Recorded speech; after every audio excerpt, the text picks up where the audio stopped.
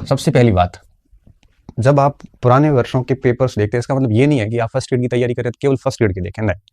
आप उस विषय के नेट के भी सवाल देखें, उस विषय के आप जितने भी स्टेट पीसीएस जितने भी हैं उनके भी सवाल देखें, आरपीएससी के लेके एमपीपीसीएस से लेके सारे, और विभिन्न बोर्ड के जो प्रश्न होते हैं सारे प्रश्न देखें, है ना। ऐसा नहीं है कि केवल आप पीसीएस के देखें। हालांकि साइंस की रिक्वायरमेंट थोड़ी अलग रहती है। जैसे फिजिक्स है तो फिजिक्स का नेट का लेवल अलग होता है, फर्स्ट ग्रेड का अलग होता है। साइंस का थोड़ा सा डिमांड अलग हो सकती है, लेकिन मैं जो बात कर रहा हूँ वो कर रहा हूँ मानविकी पे, है ना। Specially history, geography, political science, इसमें मैं बात करने की कोशिश कर रहा हूँ, ठीक है। तो आपको ये सारे प्रश्न पत्र देखने हैं। अच्छा, दूसरी बात इसमें ये भी आती है, अच्छा आपके पाठ्यक्रम में जो टॉपिक है उसी अनुसार देखोगे तो ज़्यादा बेहतर रहेगा, ठीक है। टॉपिक के अकॉर्डिंग देखें, है ना। पहली बात तो ये कि सारे पेपर्स देखें, दूसरी बात ये टॉपिक के अनुसार देखें। अब देखने का तरीका क्या रहना चाहिए। तीसरा बिंदु ये है कि आपको क्या करना है, सबसे पहले अपनी सामग्री पढ़नी है। जैसे सिंधु घाटी सभ्यता है तो सिंधु घाटी सभ्यता के टॉपिक को बढ़िया तरीके से पढ़ लो अपनी सामग्री से। आपकी सामग्री आपके नोट्स भी हो सकते हैं, आपकी पुस्तक भी हो सकती है, जिसमें भी है पुस्तक हो तो मैंने उसको पढ़ने के तरीके का वीडियो बना रखा है, और नोट्स हैं तो फिर वो तो पूरा ही पढ़ना ही होता है, ठीक है। तो क्या करना, सबसे पहले टॉपिक की सामग्री पढ़नी है ना। अब टॉपिक की जैसे सामग्री आपने बहुत बढ़िया तरीके से पढ़ ली, अब ये टॉपिक की सामग्री पढ़ लेने के बाद में आपको क्या करना है, वो टॉपिक उस पुस्तक से लेना है और उसके सारे प्रश्न सोल्यूशन करने हैं। अब उसमें से उसकी व्याख्या दी होती है तो व्याख्या भी साथ में सोल्यूशन कर लो। अच्छा, इसमें से कोई पॉइंट नया मिलता है तो सामग्री पढ़ना, उसके बाद में क्या करना है, ये प्रीवियस ईयर्स क्वेश्चंस का सॉल्यूशन करना है। और जैसे ही ये हो जाता है उसके बाद में आपको क्या करना है, जो जो नए नए पॉइंट्स मिलते हैं वो अपनी सामग्री में ऐड करने हैं, कंटेंट में ऐड कर दो, ताकि बार बार वो पेपर देखने नहीं पड़ेंगे। सामग्री में क्या करना है, ऐड कर दो, और उसके बाद में वापस ये सामग्री एक बार पढ़ लो, ठीक है। इससे क्या होगा मैं आपको बताता हूँ, सामग्री पुनः पढ़ना। अब आपको ये चरण करने हैं, मैं आपको वापस इसको समझाता हूँ, ठीक है। तो जैसे पेपर्स लेके आ गए, जैसे हिस्ट्री की मैं बात करूँ तो यूथ ला सकते हो, एस के पांडे थोड़े पुराने वो ला सकते हो, सौरभ चौबे के भी आते हैं, पप्पू सिंह के भी आते हैं, है ना, एजीपी के भी आते हैं, जो कोई भी लाओ लेके आ गए।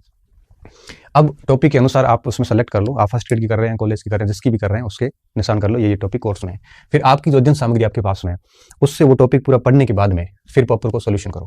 सोल्यूशन करने के बाद में अब उसमें से कोई नई चीज़ मिलती है तो सामग्री में आप ऐड कर दो, ठीक है। जैसे कोई नया तथ्य मिल गया जो आपकी सामग्री में नहीं था लेकिन पेपर्स में है, उसको कर लो। अच्छा, कोई पेपर में त्रुटि मिलती है तो अपनी सामग्री के अनुसार उस त्रुटि को ठीक भी आप कर सकते हो। ये करने के बाद एक बार सामग्री फिर पढ़िए, सामग्री उसी समय वापस पढ़िए। वापस क्यों पढ़नी है, वापस जब पढ़ोगे तब आप जैसी अध्ययन सामग्री के ऊपर से गुजरोगे तब आपके मस्तिष्क में क्लिक करेगा कि ये सवाल उस साल पूछा गया है।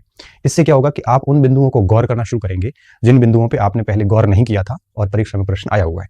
तो जैसी प्रश्न देखने के बाद में वापस सामग्री पढ़ेंगे तब आप गौर करना शुरू करेंगे। जब आप गौर करना शुरू करेंगे तब आपको एक समझ विकसित होगी विषय के प्रति कि क्या कैसे पूछा जा सकता है प्रश्न।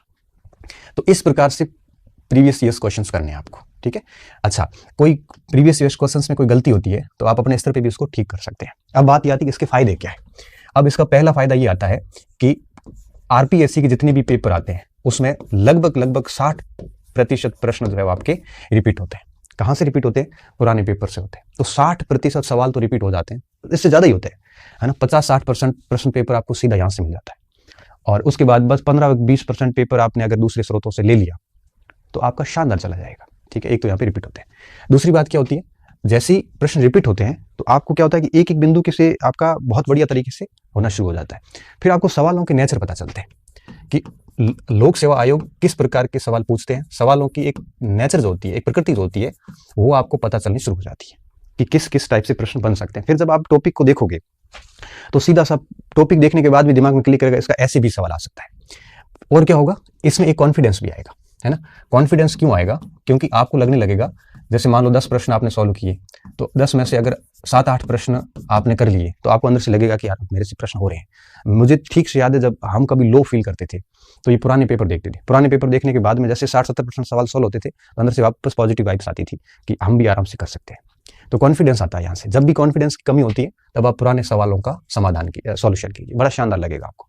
साथ में आपकी जो पाठ्य सामग्री है, आप जिसका भी यूज कर रहे हैं उस पाठ्य सामग्री पे आपका भरोसा बढ़ जाएगा, है ना। अब जब पाठ्य सामग्री पे भरोसा बढ़ता है तो फिर क्या होता है कि व्यक्ति बहुत दिल से उसको पढ़ना शुरू करता है। कई बार क्या होता है कि मार्केट में ऐसे भी तत्व होते हैं जो आपको कई बार पाठ्य सामग्री से भटका देते हैं, लेकिन जब आप पुराने पेपर पढ़ते हैं वहां से आपको प्रश्न मिल रहे होते हैं 80%, 90%, तब आपको अपनी सामग्री पे इतना भरोसा हो जाता है कि आप उसको अपना सब कुछ मान के उसमें अपने आप को समर्पित कर देते हैं। और मैं मानता हूँ कि कोई भी सामग्री कमज़ोर नहीं होती, लेकिन आप अगर उसको तन्मयता के साथ पढ़ते हैं तो हर सामग्री आपको डेफिनेटली सिलेक्शन दे सकती है, बशर्ते पूर्ण विश्वास के साथ उसको पढ़ा जाए। एक तो इस पे भरोसा हो जाता है पाठ्य सामग्री पे।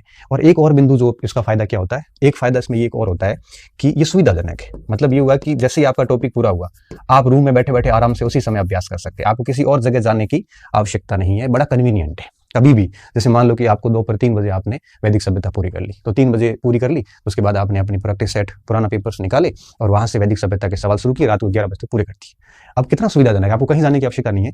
और फिर जैसे सवाल निकाले, 10 पॉइंट नहीं मिले, आपने अपनी सामग्री में ऐड कर दिए और दूसरे दिन वापस सामग्री को या उसी दिन वापस सामग्री को पढ़ लिया। तो एक तरह से टॉपिक की समझ बढ़ जाती है, रिवीजन हो जाता है, उसका अभ्यास भी हो जाता है। तो इस तरह से पुराने प्रश्न जो है, यह एक परीक्षा को पास करने के लिए जरूरी। मैं तो ऐसे लोगों को भी जानता हूं जिन्होंने एक आधा बार सब्जेक्ट पढ़ा होगा, बाकी पुराने पेपर से ही वो यूं कहिए कि अपने लक्ष्य को प्राप्त करने में सक्षम हो गए।